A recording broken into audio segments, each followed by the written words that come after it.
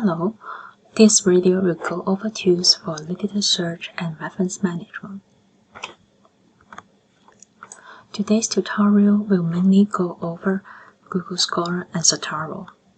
Google Scholar is a powerful tool for searching credible information. I will talk about its browser extension, how to do searching by keywords, article, and academics, and also talk about filtering our search by review articles.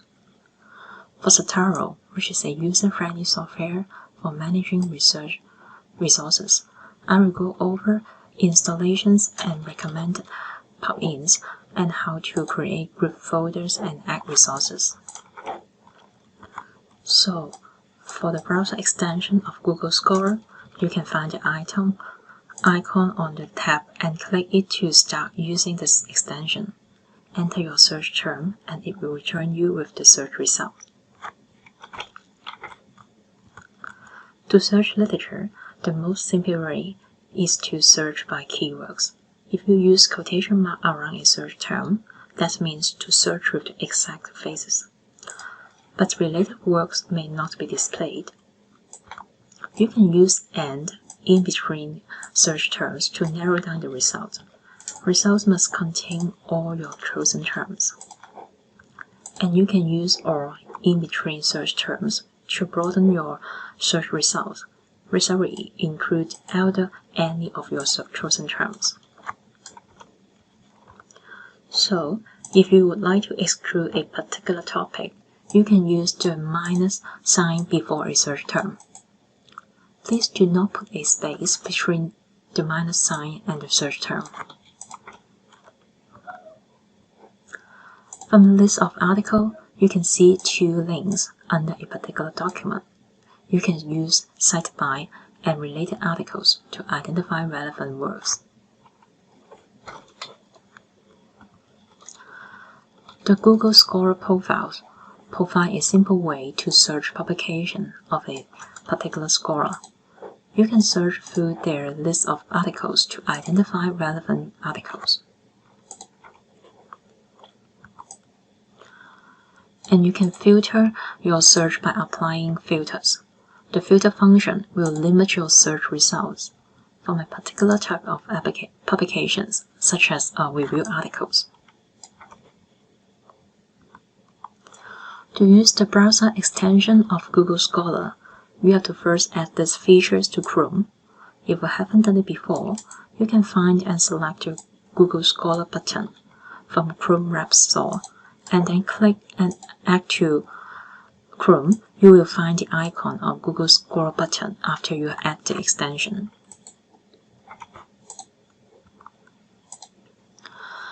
Zotero is a free and user-friendly tool that can help you to collect, organize, and cite resources. You can refer to the visual guide for more information, which should be found in the collaboration document from the course.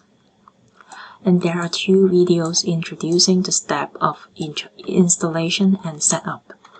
You can watch it for the video to finish the installation. There are some recommended plugins that might be useful. Once plugins are installed, they will automatically work and update the data on Zotero.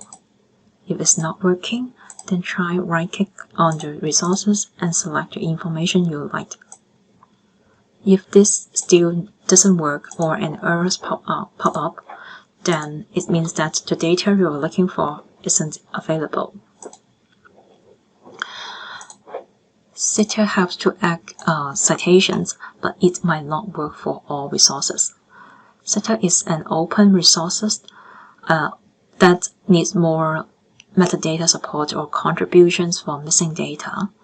A presentation workshop is available on the provided link if you would like to know more. The DOI Manager is an add-in that can auto-fetch DOI.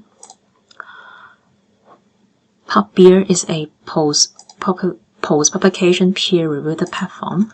This plugin will auto-fetch any comments related to the resources and update it to Zotero for you to view. Zotero citation count can get data about how many times a resource has been cited, but note that sometimes large citation counts may indicate negative sentiments about an effect. Zotero PDF previews allow you to preview PDF of the resources in library view. You can create a group library that enables you to collaborate with your group members. By clicking the new group icon at the upper left-hand corner of Zotero toolbar, you can create a shared library, name the library, and specify the group types. It is up to you to select library reading, library editing, file editing options. You are suggested to create a private group for sharing files among group members. Only private group allows sharing of the PDF files of article, not for the public group. You can add description for the group you have created, so that you can easily identify the group library you are looking for. After you have created the group, you can invite other Zotero users to access this shared library. By clicking Membership Setting from the Zotero website, there is a link of Send More Invitations. Enter the username of your group member and click Invite Members.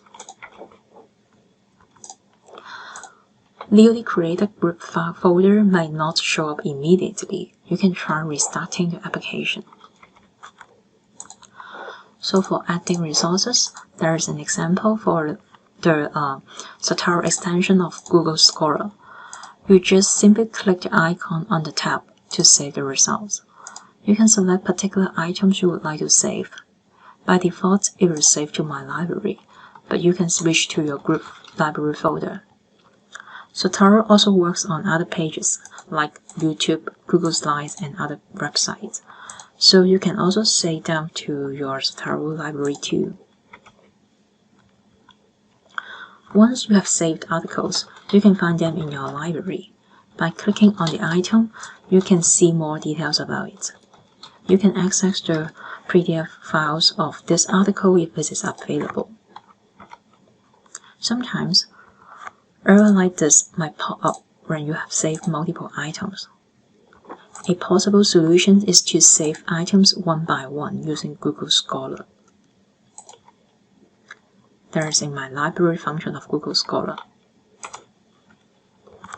After saving all the resources you are interested in, you can export all the items from My Library of Google Scholar and then import those items to your Zotero library. There are some options when you import resources to Zotero. You click this item only if you want to start a new folder or collection. Otherwise, unselect to save in the current folder you are in or you have selected. And don't select this option if you want to sync all your resources across computer or accounts. And then import resources as a file.